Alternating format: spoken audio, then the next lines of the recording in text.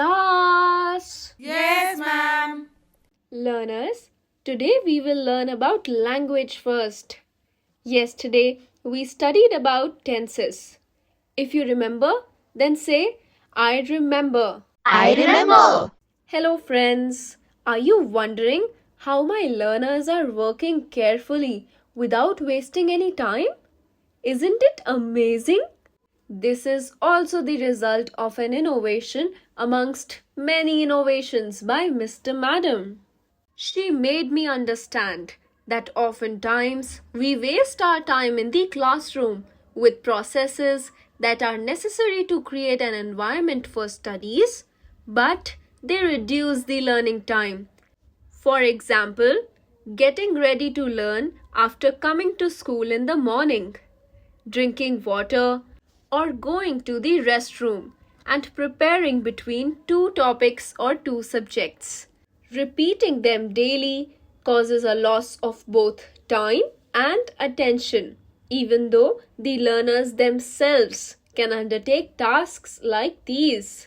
Let's have a look at what Mr. Madam did about this.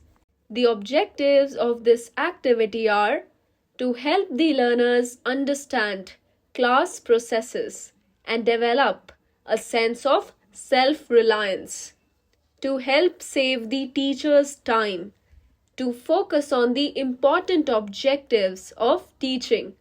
This task can be conducted with learners of classes 1 to 3. During the beginning of the year, you can discuss these processes with your learners and tell them that they are an important entity of the classroom. Additionally, you can make a list of all the processes that you need in the classroom. You can write these on a sheet of paper and put them in your classroom. Here are a few examples of such processes. When a pencil breaks.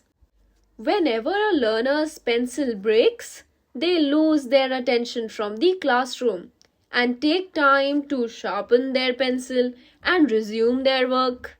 For this, keep a box of about 10 sharpened pencils in the classroom along with a few erasers and sharpeners.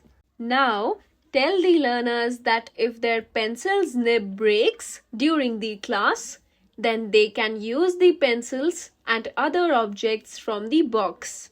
For young learners, this can be memorized in the form of a song. When your pencil snaps, don't worry, don't sigh. Grab a new one, don't waste time, don't cry. Quickly fetch a shiny pencil from the tray. Back to your seat, there's still much to learn today. You must be aware that singing a poem like this will not only help the learners recall this process, but will also make them enjoy singing this in tune.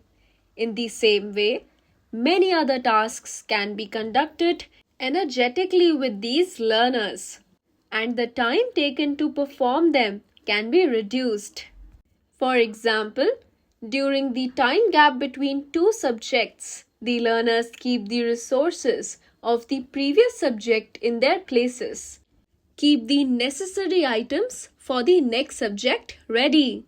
If a learner's pencil has broken or they need to drink water, they can finish that quickly and sit in their respective seats. To change the seating arrangement, when the teacher claps twice, sit in pair with one other learner.